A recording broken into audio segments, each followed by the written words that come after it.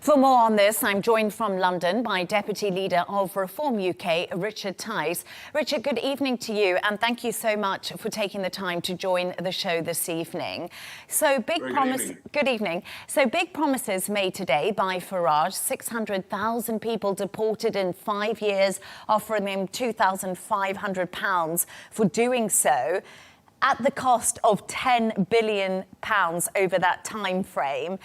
Richard, is this actually achievable, and where is the money going to be coming from? Well, we know that this sort of policy works because it's a variant of what is working rather nicely in the United States of America.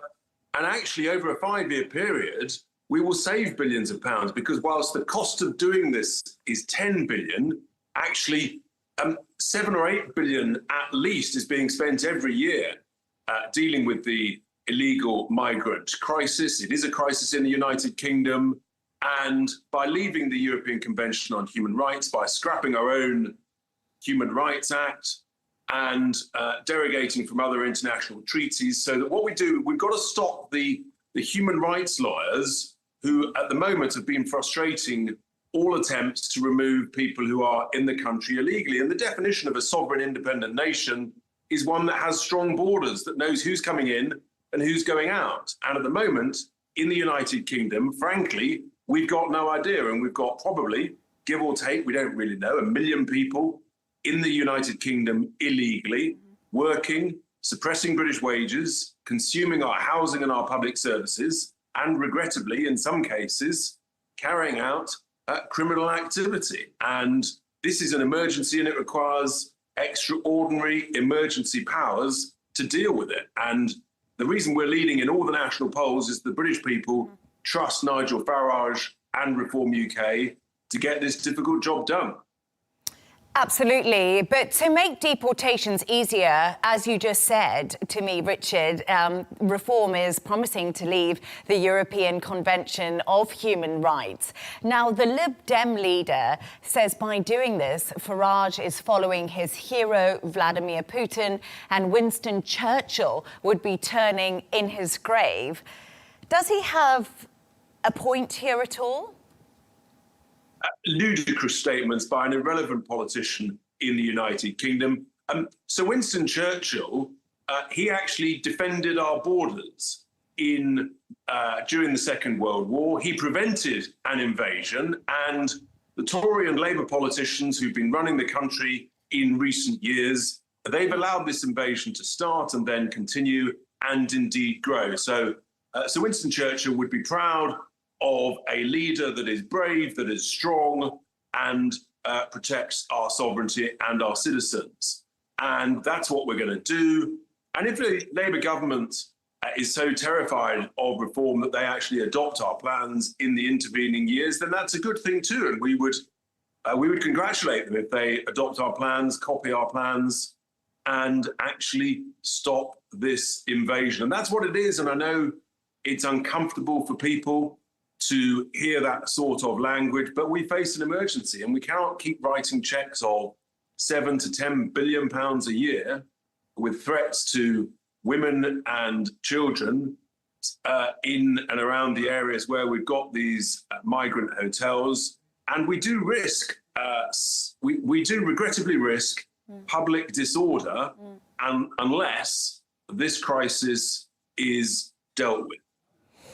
And Richard, you just mentioned Labour there, and you also mentioned Reform has been leading in the polls quite significantly. And my big question to you is, where is Prime Minister Keir Starmer? He just appears to be completely absent. As you said, this is an emergency, it's an invasion, and we don't seem to be hearing from the Prime Minister of the country. Well, that's because he doesn't want to talk about this critical issue. He's out of touch with the British people. He's much more comfortable dealing on the global stage with his friends who like international treaties, friends from the legal community, making lots of money out of advising international countries and things. He's not comfortable actually in the pubs and clubs around the United Kingdom talking to real people who set their alarm clock at 5 or 6 o'clock in the morning, who get up and go to work and are raging furious at our taxes being spent on these illegal migrants who are being put up in nice hotels. They're being fed, they're being watered, they're being given healthcare and dental care that we, the British citizens, can't get. And he's just failing in his duties as the Prime Minister of the United Kingdom. And that's why his poll rating is appalling, and why Nigel Farage's poll rating and reforms is leading in every national poll. And it's really interesting because we're going to talk a little bit about the language surrounding Nigel Farage today, Richard, because it was particularly powerful. Like you just said to me, it's an invasion, it's uncomfortable. And there's real fear that this extreme rhetoric around illegal immigration has become normalized. Could a speech today make protests like we've seen over the weekend and the last few weeks actually worse? Is Nigel Farage and Reform stoking a fire for their own political gain and their own poll rating?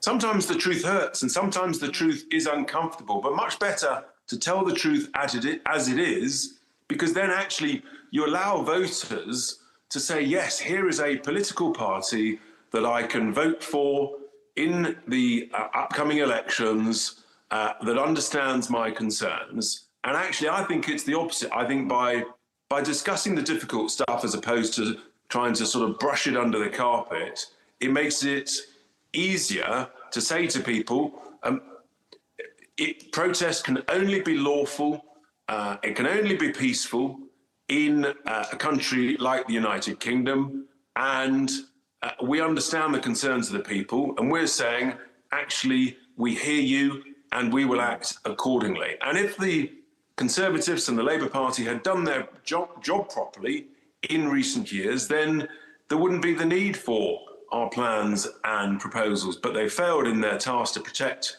our borders, to protect our sovereignty, and it's left to Reform UK to do the difficult stuff.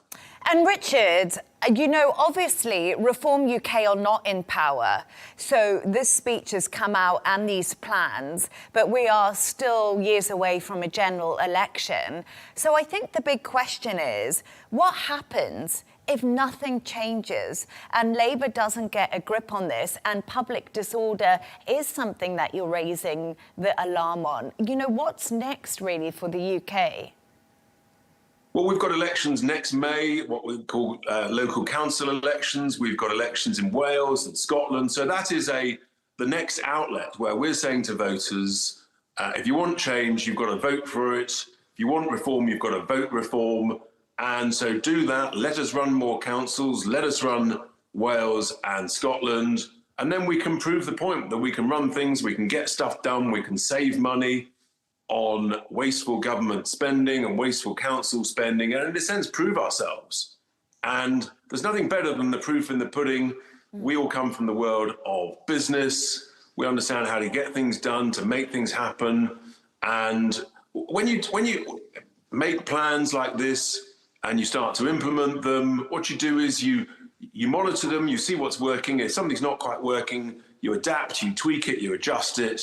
What you don't try and do is cover stuff up, and that's what politicians have done in this country for too long, and we're going to change that. Richard Tice, thank you so much for joining us, taking the time and bringing your insights and analysis. Once again, thank you.